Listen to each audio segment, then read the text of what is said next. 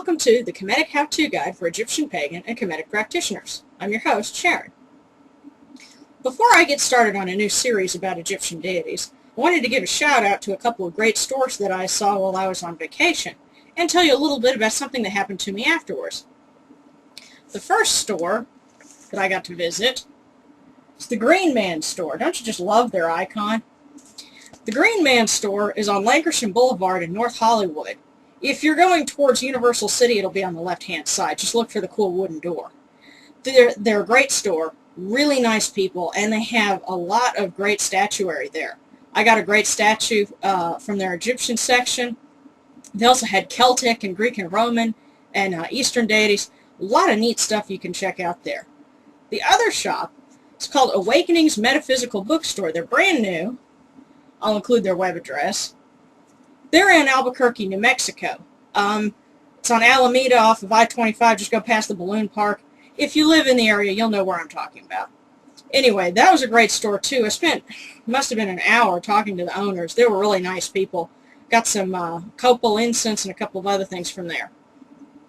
So, after vacation, went to my husband's office, and I happen to be wearing my Anubis pendant here, so you can sort of see him. Well, he had a client who recognized it, which was a little surprising, but as she explained it, she had a bad experience with Anubis. She said Anubis attacked her. So I got her to kind of explain a little bit what she meant. Come to find out, she's a teacher, and she had seen in her curriculum book this really great picture of Anubis with a couple of demon heads, as she explained it, and it was supposed to be based off of ancient art. Now, I've got a couple of books on Egyptian art, and I have never seen anything of Anubis with demon heads, but I'll get to more about that in a minute. As she explained, she liked this picture so much she did a batik of it, and she had it stored under her bed. Then, is anybody laughing yet? Then she had a dream where something attacked her, and so she called on Jesus Christ to protect her, made it go away. Well, it happened again the next night, so she had to do the same thing.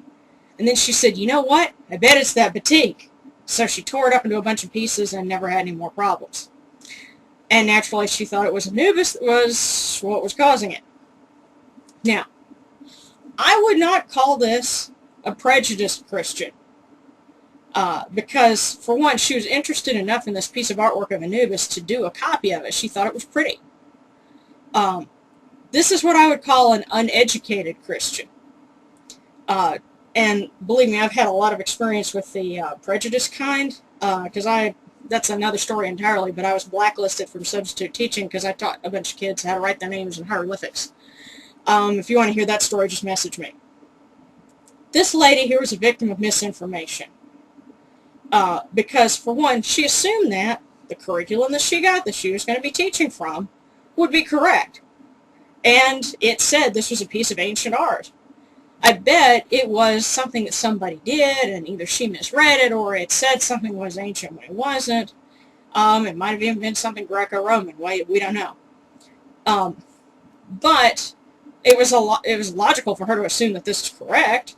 You know, that they issued it to her to teach to people, right? Well, and I said, you know, no, there's never been any ancient images of Anubis that involve demon heads. But she's got to believe her curriculum, not me, because in plain clothes, I don't look like an expert on, you know, something like that. If you were to look at somebody, how could you tell they were an expert unless they had a PhD tattooed on their forehead? So, I didn't want to get into a whole long conversation, especially talking about my book and the title of it. That could kind of get weird. So I just, you know, left it at that.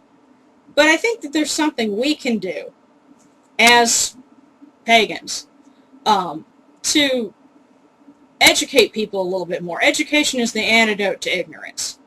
One thing that I think is up to us is those of us who might have kids, be involved in your schools and be involved in the curriculum that they teach. You know, it's already somewhat known that the history curriculum that gets taught in schools isn't always accurate, and they have to fact check. A really great book that talks about that would be Lies My Teacher Told Me. I read through that one day at Barnes & Noble, and I have to tell you, it's fascinating. It goes all the way from what actually happened when first contact was made with the Americans, all the way up through the Vietnam War. And some of the things that get put down in our textbooks aren't really accurate. It just reflects some of the political tensions of the time. The same can be said when we're talking about ancient, works. When you're, teaching ancient, art history or, world history, we need to push to make sure that the curriculum that gets taught is fair and representational. Especially because there's something of a bias, I think, in history of the Western world versus Eastern history, African, Mesoamerican, but we could go on at length about that. The other thing that I think that is within our power to do is to make sure that we represent our gods in a positive manner.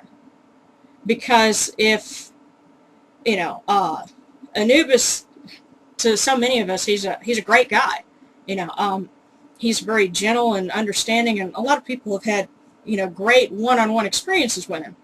So, when we see people that do artwork and representations of him that look kind of goth and spooky and all that, we should kind of nudge them and say, hey, listen, you're giving people the wrong idea. Because if we want them to see the gods as we do, as positive beings that are beneficial to us, then let's kind of put the spooky stuff away and, present them how we would want them to be seen. And now I'm not trying to, say let's be bleeding heart about it and go, like I've seen some groups do. If there's a website that, doesn't speak the way they want, their particular deity to be spoken about, they'll go and flame them. No, I'm not saying that. I'm saying let's, be good ambassadors and, talk to our fellow artists and denizens of the internet, whatever, and say, hey, let's think about what other people are going to be reacting to our work with that might not necessarily be fellow pagans. Because when you put it on the internet especially, anybody can see it. So, make it a good message. Alright, that's my 2 cents for today. We'll get on to talking about more Egyptian deities, and I'll focus on one that has kind of a tie-in to the upcoming holiday. So, that's the Kemetic How-To Guide. This is Sharon wishing you Senebti.